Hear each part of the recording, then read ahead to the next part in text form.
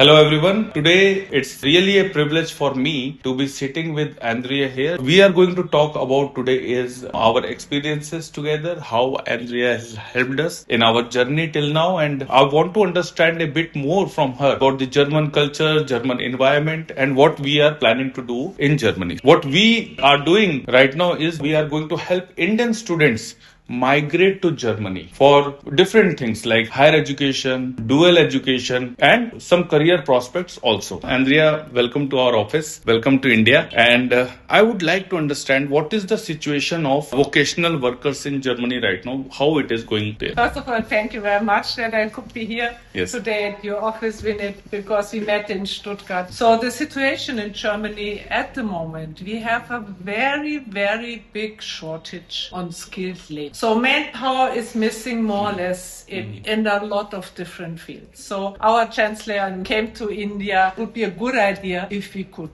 collaborate. So one important area is vocational training, what we call Ausbildung. It's like one part, 50% is theory. The students will go to school and learn about a certain profession, and the other part is learning by doing.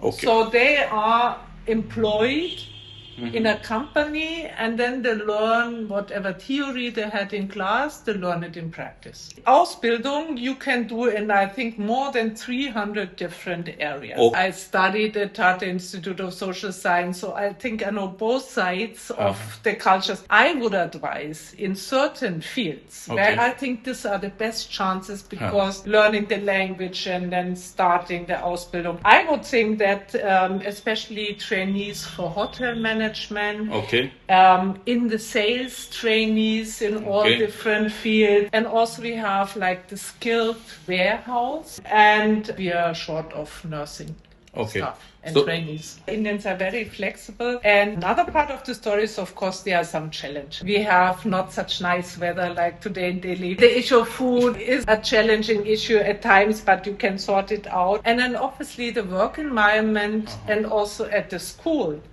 how you learn, the learning culture is different. So it would be very good if you know a bit more about communication differences and about how we learn, and also the expectation of the companies. What do they look for in a good trainee? Good training. So I think that all can be managed. We are preparing our students going from India to Germany about all these things. But what about the soft skills which you have pointed out?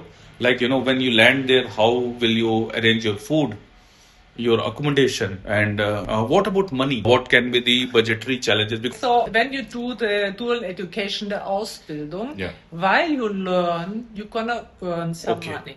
That means you get monthly something like between 800 and 1,000 euro. This Ausbildung is recognized worldwide, and after you finish, there are 1, 2, and 3 year courses. You 100% will get a job. I think what some people told me is what they like about Germany is the healthy environment, and then it's very safe. A lot of female students go for traineeship. You also have in Germany work-life balance. There are fixed hours you work, and you can always learn more. In our system, once you finished your Ausbildung and you're very good, you can continuity is there. Yes, you can also in some fields go to university. So there are a lot of options. When a student goes with dreams to Germany, what are the few things he must keep in mind before he prepares himself or herself to go to Germany? What are the benefits which after completion of his trainings we can point out? Yeah, I think this is very important, the so-called expectation management. Yes. So you need to be aware of what is that profession I'm learning all about. There are a lot of very good videos also on website from the German government that you know what is the profession all about, what is expected from you. And then obviously to be more aware about the cultural differences. I think for especially students, it's important that they know if I want to learn, I have to feel free to ask questions.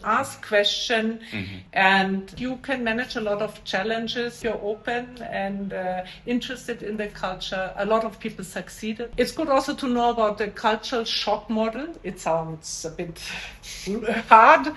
But it's a normal process that when you come there, you have a lot of high expectation, then certain things might not be exactly how you imagine, and phases which are more difficult, maybe you miss home and so on, but this is where you then can learn about the new cultures, make friends, and you will see you will get a support also from your company where you're gonna do your training. Right. And then I think that's a chance that at the end, because India has a very great culture and a German culture, and then they could complement. That means we learn from each other, and everybody has a win-win. We were discussing, and she mentioned that flexibility and innovation from India can meet precision and planning from Germany. A lot of young Indian students come and go for vocational training because for sure they're gonna get a good job after that, and they get the exposure into a different culture and life. And with culture, it's like in a game.